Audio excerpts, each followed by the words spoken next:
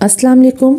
आज की हमारी रेसिपी है शामी कबाब की। बिल्कुल रेशेदार शामी कबाब हम बनाएंगे। ये देखें, इसके रेशे की तरफ देखें, कितना रेशेदार कबाब है हमारा और बहुत जूसी टेस्टी, बहुत ही आसानी से बन जाने वाले ये शामी कबाब हैं। आप इसे रायते के साथ लें, केचप के साथ लें, रोटी के साथ या चावलों के साथ लें, बहुत ज़बरदस्त लगते हैं ये।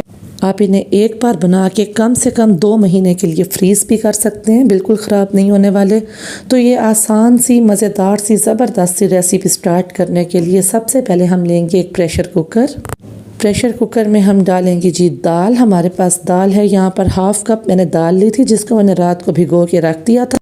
तो जी यहाँ पर ले लेनी है हमने हाफ़ कप दाल।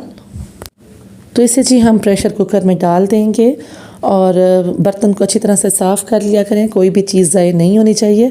तो जी अब साथ में हम इसमें डालेंगे मटन। मैं बना रही हूँ मटन कबाब, मटन शामी कबाब। आप अगर चाहें तो बीफ कबाब भी बना सकते हैं, यही रेसिपी को ही आप फॉलो करेंगे। तो यहाँ पर मटन है मेरे पास हाफ़ केजी, आधा किलो मटन है मेरे पास।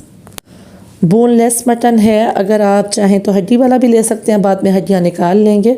तो एक बड़ा प्याज मैंने इस तरह से काट लिया है। अगर आपके पास मीडियम साइज़ के प्याज हैं तो आप 2 डाल दें।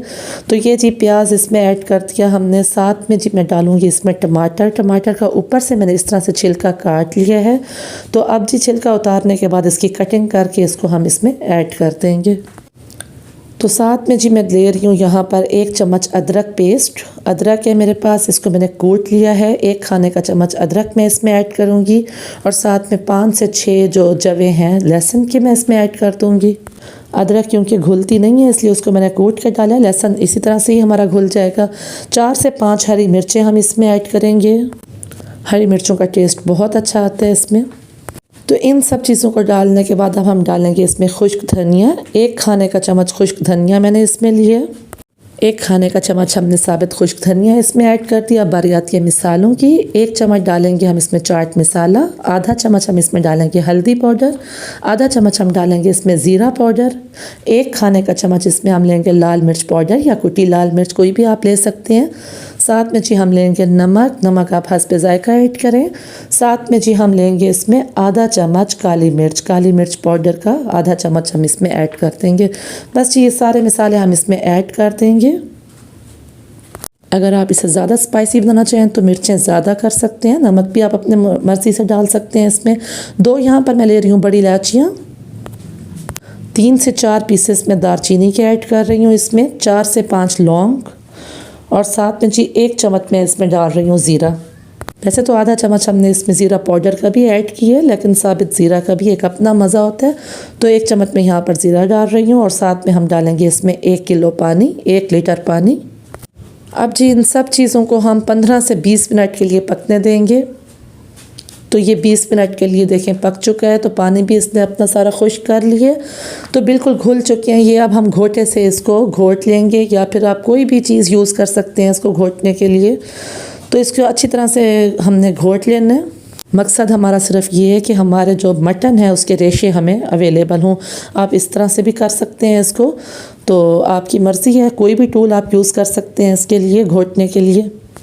तो जी ये हमारा अच्छी तरह से घोटा जा चुका है और अब हमने इसको ठंडा करने के लिए रख दिया था। रूम टेम्परेचर पे ठंडा हो चुका है। 1 प्याली हम इसमें डालेंगे कटा हुआ हरा धनिया। हरा धनिया का बहुत अच्छा टेस्ट भी आता है और साथ में इसकी जो लुक है वो भी बहुत अच्छी होती है। 1 अंडा मैं इसमें ऐड करूँगी। ऊपर मैं अंडा नहीं लगाऊँगी इसको फ्राई करने के लिए। तो बस जी 1 अंडा हमने इसमें ऐड कर दिया।